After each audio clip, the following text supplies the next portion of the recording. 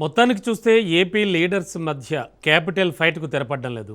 ఎప్పుడు ఆగుతుందో కూడా చెప్పలేం. అయితే ఏపీ ప్రజలు మాత్రం ఇరు పార్టీల తీరుపై మండిపడుతున్నారు. రాజధాని విషయంలో పంతాలు వీడాలంటున్నారు. ఎస్, ఓవరాల్గా అసలు ఏం జరుగుతోంది? అమరావతి అనేది అజేయం, అజరామరం, అద్భుతం అంటున్నారు సీఎం చంద్రబాబు. మరి మరోవైపు మాజీ సీఎం జగన్మోహన్ రెడ్డి అయితే మాత్రం ఒక కొత్త ప్రతిపాదన సూచించారు, మా విగన్ అనేటువంటి పేరుతో. అసలు ఏం జరుగుతోంది? ప్రజలంతా గమనిస్తున్నారా? ఎవరికి సపోర్ట్ చేసేలా ఉన్నారు? అంటే ఈ పదాలు, అంటే మావిగన్ అనే పదం వినడానికి కొత్తగా ఉన్నా ఆయన అభిప్రాయం ప్రకారం ఒక సరికొత్త విషయాన్ని తెరపైకి తెచ్చారు. అంటే ఒక గ్రోత్ కారిడార్ అనే పేరుతో కూడా అంటున్నారు జగన్మోహన్ రెడ్డి. సో దీన్ని ఎందుకు టీడీపీ వాళ్ళు, ప్రభుత్వం ఓకే చేయట్లేదు? ప్రతి ఒక్కళ్ళు విమర్శిస్తున్నారు.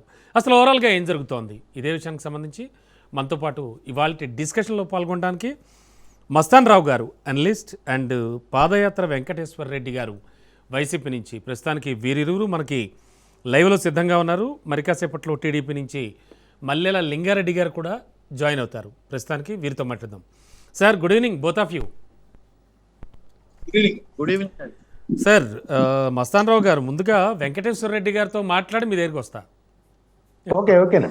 Yes sir. Sir, Venkateswara Reddy గారు ఆరు బయట కూర్చున్నారు చాలా హ్యాపీగా. మావి గన్ అనేటువంటిది ట్రెండ్ అయిపోతోంది, వైరల్ అయిపోతోంది. ఏమిటిది అంటే ఆయన అభిప్రాయం కరెక్టే అయి ఉండవచ్చు, కానీ మచిలీపట్నంలో ఎంఏ, విజయవాడలో విఐ, గుంటూరులో జియుఎన్ ఇవన్నీ తీసి ఒక్కచోట ప్రోగు చేసి ఆయన పెట్టిన ప్రెస్ మీట్, ఆయన మాట్లాడిన మాటలు కూడా మొత్తం అంతా బాగా విమర్శిస్తున్నారు. కోర్స్ ఏం జరుగుతోంది? యాక్చువల్లీ జగన్మోహన్ రెడ్డి గారికి కావాల్సింది ఏమిటి? ముందుగా రాజ్ న్యూస్ వీక్షకులకి, ప్యానల్లో ఉన్న పెద్దలకి, రాష్ట్ర ప్రజలకి, రమణ గారికి శుభ సాయంత్రం. మానవుడే మహనీయుడు, మనిషే దేవుడు, సత్యమేవ జయతే.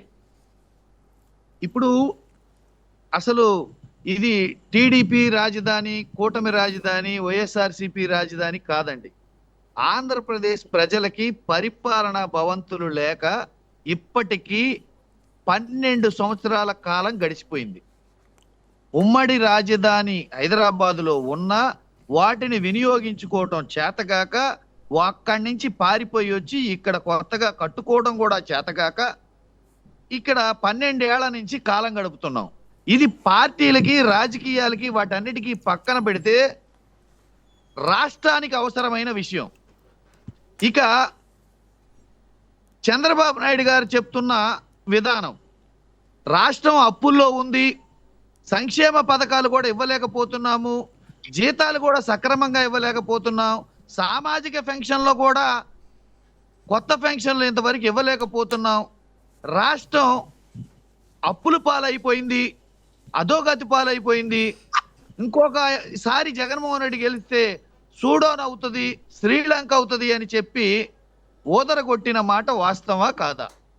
అలా ఓదరగొట్టిన వాళ్ళు ఇప్పుడు అమరావతి ప్రాంతంలో 29,500 మంది రైతుల దగ్గర 33,000 ఎకరాలు, ఎకరానికి 50,000 రూపాయలు కౌలు ఇస్తామని చెప్పి, అది 15 ఏళ్ల పాటు ఇస్తామని చెప్పేసి, ఆ కుటుంబంలో ఒకరికి ఉద్యోగం ఇస్తామని చెప్పేసి, ఆ కుటుంబంలో ఒకరికి పెన్షన్ ఇస్తామని చెప్పేసి, మళ్ళీ వాళ్ళు ఇచ్చిన ఎకరాలో 25 సెంట్లు భూమిని వాళ్ళకి ల్యాండ్ ఇస్తాము, డెవలప్ చేసి ప్లాట్ ఇస్తామని చెప్పిన మాట వాస్తవా కాదా?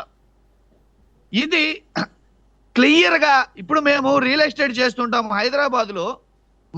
మేము భూమి ఓనర్లం అయితే డెవలప్మెంట్కి ఇస్తే మాకు ఇచ్చేది, డెవలప్మెంట్కి ఇస్తే 30-35 రేషియో.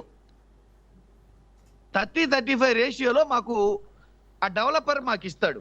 అట్లానే ఆ డెవలపర్ కింద ప్రభుత్వమే రైతుల దగ్గర భూమి తీసుకొని ఈ కమిట్మెంట్స్ అన్నీ ఇచ్చింది.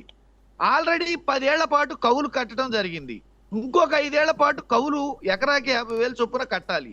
ఇదంతా ప్రజల సొమ్మే. ఈ ప్రజల సొమ్ము కాక ఇప్పుడు 33,000 ఎకరాలు రైతుల దగ్గర ప్రభుత్వ భూమి, అసైన్డ్ ల్యాండ్లు కానీ, ఆ డీకే పట్టాల విషయంలో కానీ, ఈ ప్రభుత్వ భూమి కానీ మరో 20 ఎకరాలు రమారమి 54,000 ఎకరాల భూమిని మనం అక్కడ తీసుకున్నాం. ఈ 54,000 ఎకరాల భూమికి ప్రభుత్వం, కేంద్ర ప్రభుత్వానికి అక్కడ రోడ్స్ ఏర్పాటు చేయడానికి, విద్యుత్ ఏర్పాటు చేయడానికి, వాటర్ పైప్ లైన్ వేయడానికి, వీటన్నిటికీ మౌలిక వసతులు ఏర్పాటు చేయటానికి రాష్ట్ర ప్రభుత్వం